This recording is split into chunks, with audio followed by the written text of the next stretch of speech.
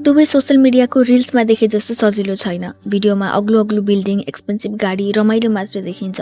तर त्यो भिडियो पछाडि कति स्ट्रगल, टेन्सन र आँसु लुकेको हुन्छ भन्ने धेरैलाई थाहा हुँदैन। अहिले यहाँ सिचुएसन एकदमै गाह्रो छ, एकदमै अनप्रेडिक्टेबल सिचुएसन छ दुवैमा। जब छैन, भ्याकेन्सी छैन, इन्टरभ्यू दिएर पनि कल आउँदैन।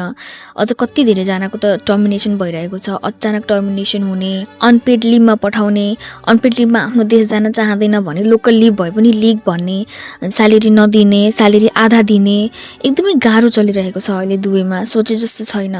कसैको भिजा सकिन लागेको छ, कसैले रुम रेन्ट दिन सकिरहेको छैन।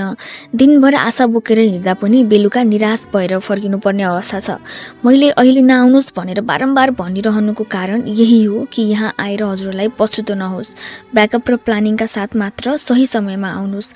अहिले समय एकदमै खराब छ। आइहालेर जब पाउने जस्तो सिचुएसन पहिला जस्तो छैन। यो भिडियो कसैलाई पनि डिस्करेज गर्न बनाएको होइन। बाहिरबाट देखिने सपना भन्दा वास्तविक बुझेर निर्णय लिनुहोस् भन्ने मात्र हो।